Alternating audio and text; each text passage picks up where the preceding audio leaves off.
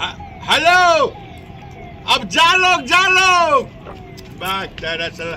जा लोग आग नहीं खेला गोल बात तेरा किने कोई रे आग नहीं खेला गोल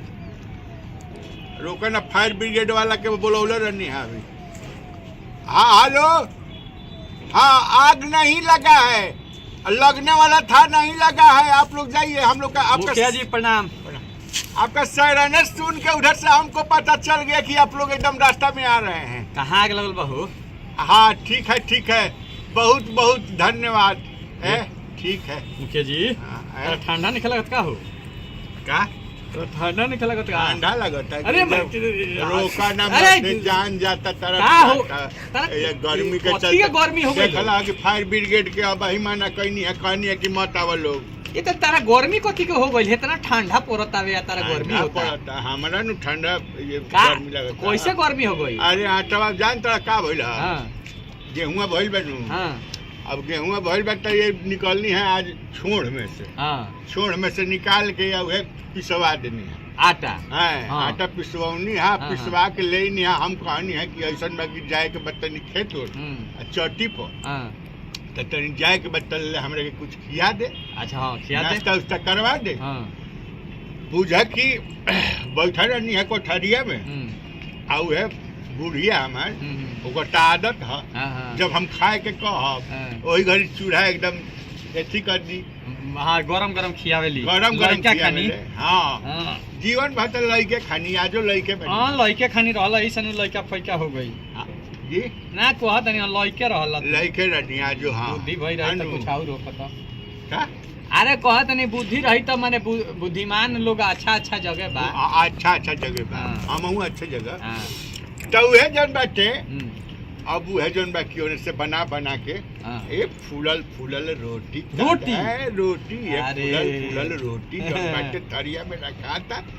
एक गो रोटी आवता एक हके गवाई एक गवाई राजा महाराजा घर न दुगो आवेला भीख मांगा संगे कहके गवाई का कथा ना कहत नहीं कह गो आवता जबान पर लगा कहते तनी अरे कहत नहीं माने एक गो रोटी हम जीवन भर एक गो रोटी खइले बानी। हां मांग के खाइए ते कह के खाइए मांग के माने हम भीख मांगते नहीं अपने घर में। अरे ना माने बुढ़िया प्रेम से बना के खियावेले। अच्छा उहे बुझा कि अभी थरिया बाटे ओमे मरचा के अचार भुजिया आलू के अच्छा हैं आ उहे कटहर के तरकारी कटहर की। हां मद्रास से ले आई रहे दामाद। हां कटहर मद्रास से कटहर लेके आई रहे। हां मद्रास से कटहर लेके आई रहे हैं कि पानी जी में से चोरैले रहला खबरदार कल चिल्ला चल है कि दूगो कटहर हमर गायब बा हैं आज मद्रास कहत रहो एकरा से ना कहे चाहत ले साला हाला कर दी थोड़ा ना मद्रास से। हां हनु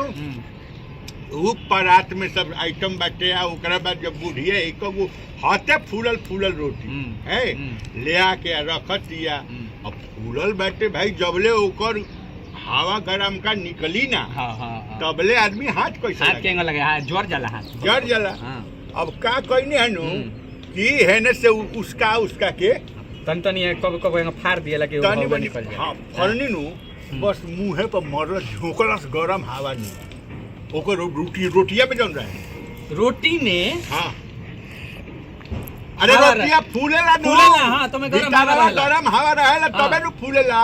ओही पर तनी मनी मुंहवा उसकौनी है नु एने से मरल से के बुझाते कि साला भेकम छोड़ दो उतना थोड़े मरला उ ए मारला साले तरह के रोटिए न मन छोड़ ऐसा तो मारी कहां से। अच्छा हां मरला त देख लो एकरा से ने हां मुंह करिया तार हमार त मुंह त करिया हूं तार बहुत बार भई देख रही है। अरे ना माने वो से लेकिन वो स्वाद ऐसा नहीं कि छूटो ना। हाँ एगो रोटी खैनी दोसर का आ गई फिर दोसर को के छोड़ौनी दोसर का के अब की हेने मुंह के ना हेने से हई से छोड़ौनी अब गई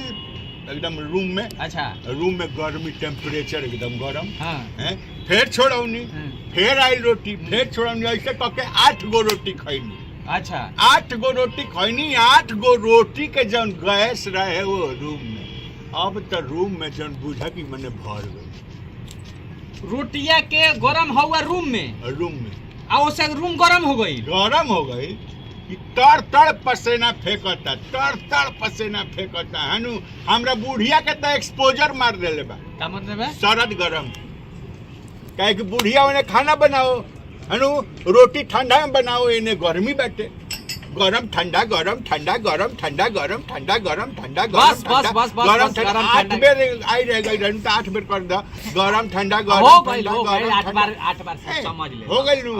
8 बेर ऐसे कैलस नु गरम ठंडा बस बुढ़िया बेहोश होके उन्हें गिरली हम कहनी कि हो बूढ़ी आवत नहीं की का बात बा आ तोले ले तो हमरे तो कपड़ा उपड़ा खोले के बेचैनी है सब कपड़ा खोल के रख ले देखा ना आई कपड़ा कुल पहले रहने जाए रोटी के गर्मी से इतना तारा गर्मी रोटी के गैस हवा है वो रोटी के गर्मी से मैंने बुझा कि आफत हो गई है ओकरा देखनी तो बुढ़िया के पानी मरनी मुंह पर छपाक 3-4 बेर पानी मरनी ओकरा बाद उठल कहलस कि हम कहाँ बानी हम कहनी बारू घर ही बारू है ठीक बारू नु हम चिन्हा तनी नु तो चिन्हलस हमरा के तब जाके ओकरा के बिछौना पर सुतवनी ओकरा बाद जाके ए जे ऊपर आके हाँ बात सही कह तरह बाबे अब देख ला ना कश्मीरी साल जाने लो कश्मीरी साल हम जानी लेना किन ले दूगो बुढ़िया के जानते रह कश्मीरी साल एगो आई रहे 150 के सोनपुर मेला में हाँ तो सोनपुर मेला गई रहनी तो कश्मीरी साल एगो किन के आईनी तो कहला कि बबुआ समझ कि ई बहुत गरम करेला तनी सु बचाइए के बुढ़िया झोकरल नहीं कनु है ना झोकरा लइके तुरंत ना झोकरा लइके अच्छा ठीक बा तो अभी नया पेंट करनी देखला हम गंगाजल बड़का बगीचा वीआईपी हवेली हां है ओमे पेंटो में बड़ा पैसा लाग गइल 5 ताला उठ गई हां हमें आज पेंट अंदर करैले हां तो हम ओइनी अरे पेंट तो गइल बानी हम बाप रे बाबू फूल बनल बा हां ठीक ओमे जानत रे एगो रूमवा में के सब पेंटावा फूलावा सब बह गइल काहे बह गइल अरे उ कश्मीरी सालवा के चल कश्मीरी साल का कहलक नु कहलक कि कश्मीरी साल अब बबुआ तनी बड़ी गरम करेला अच्छा तो हम लेके आईनी हम कहनी कि ओढ़े से पहले काहे ना तनी सुखा दी एगो ताखा खानी बाबे रूमवा में वही पर धक के चल गईनी अब बुझा कि उ कश्मीरी साल चारों ओर से रूम होम पैक रहल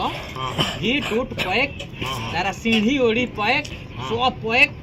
अब उमें बाहरी तो ठंडा हवा घुसल ना घुसल अंदर रूम के अंदर बा कश्मीरी साल है रूम के अंदर वो दूगो जोड़ा अब जब कश्मीरी साल गरम करे के शुरू कैलक अब ओकरा गर्मी से एकदम पेंट बह के गिरता हम बहरी उठो कहतनी कि दरवाजा के नीचे से आवत कहाँ बा पेंट तो सब नीचे धइले बनी हमरा लौकते नहीं खे कि का होतावे अच्छा वो पेंटवा सब चूहे लागल चू के इतना उस कश्मीरी साल में गर्मी रहे कश्मीरी साल के गर्मी से वो चुवत नीचे देखता नहीं होई मुहे गेट के नीचे हार फोड़ देले बावे आ लोग उन्हें से बाल्टी ले जाके लोग लागल अपन घर पेंट करवावे अच्छा वही पे से बाल्टी के पेंट अरे कौन का करे अरे हमार पेंट है तू हो गई कश्मीरी साल से और लोग बाल्टी उठा के ओसे माने अपन घर पेंट करे लगे तो जाके बड़का बगीचा में देखो 3-4 घर पेंट भइल बाबे ओही से लेके बल तक से भइल बा ओही से भइल बनू तो तारा सालवा गर्मी से माने छूटे लागल कुल गिरे लागल पेंटवा अरे कश्मीरी साल रहे जल्दी तारा कभी तब फेंको तनी जो जल्दी जो साले कुकुर कहीं का साले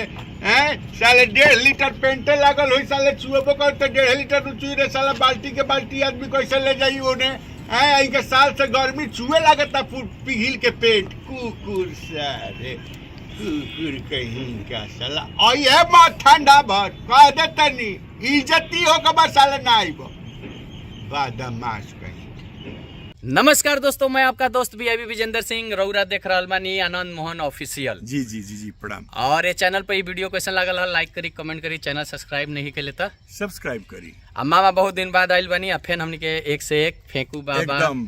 और फूफा खिसियाइल बड़े थेथरलो जी सब लेके आ रहल बानी और एक से एक रील्स जोन बाटे रोल के देखी एकदम फर्स्ट क्लास बहुत मनोरंजन करी। हाँ रुआ हंसी लेता अच्छा लगेला। इंस्टाग्राम फेसबुक सब पर रुआ लोग जाई देखी हंसी मुस्कुराई खूब मनोरंजन करी और ऐसा ही गुदगुदात रही हमने के आशीर्वाद देते रही अपने हंसी और पड़ोसी के भी हंसे आई शेयर करके तो हंसत रही मुस्कुरात रही वीडियो देखते रही। धन्यवाद, लव यू।